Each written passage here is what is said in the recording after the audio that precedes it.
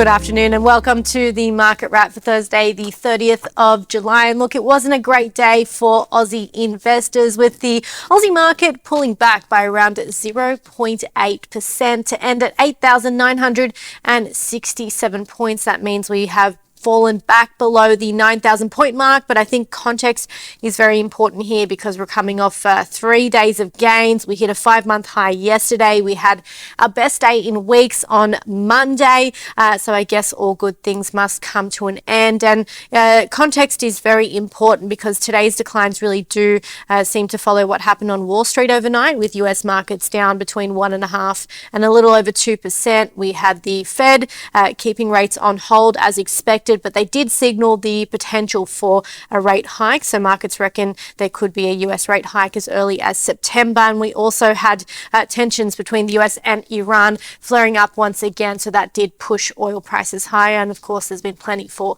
investors to digest in the past 24 hours or so. So a down day for the Aussie market today after 3 straight days of gains. Now, across the sectors, there weren't many that improved. In fact, only 2 lifted today. We saw tech up by close to 1% and energy up by 1/3% following the surge in oil prices that we saw overnight, but all other sectors fell. The miners weighed on our market most heavily, down by 1.6%, and that was partly due to gold miners falling as we saw gold prices easing, but you can see consumer discretionary were also down by around 1.4%, and declines of close to 1% for some of the other sectors as well, like utilities, industrials and real estate.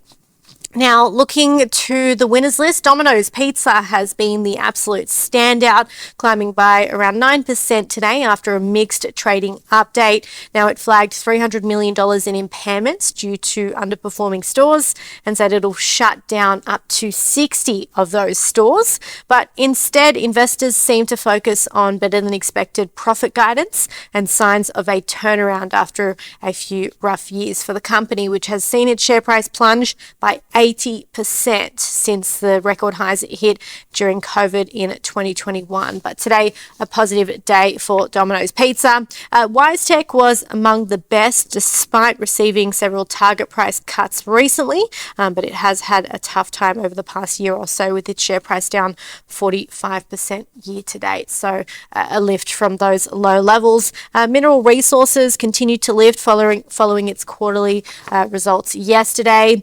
And FY27 lithium production guidance from PLS Group was slightly ahead of market expectations, along with a strong quarterly update. So PLS Group did gain around 2.5% in today's session.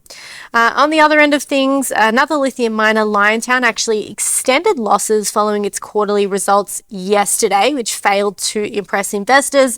Its results actually fell short of expectations despite boasting some pretty solid numbers. So some high expectations there that weren't quite met, and it's worth noting that Liontown shares have lost about 1/3 of their value just this year. Today, down another 11%.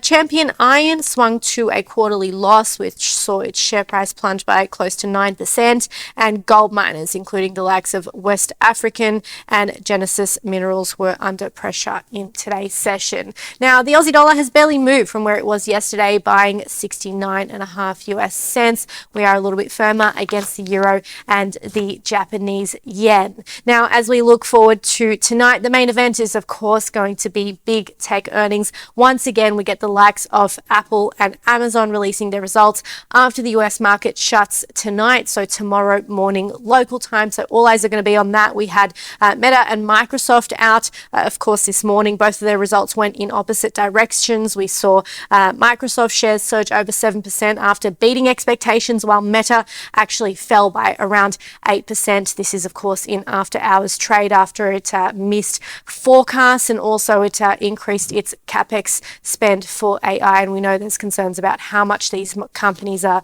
spending on AI and whether or not profits are matching that. Other than that, tonight we have the Fed's preferred measure of inflation being released. We have the Bank of England handing down their interest rate decision. The Bank of Japan will be out tomorrow as well with their interest rate decision. And then on the local front tomorrow, we will get more quarterlies from the likes of Fortescue and also Origin Energy. So another big 24 hours ahead. Have a nice night.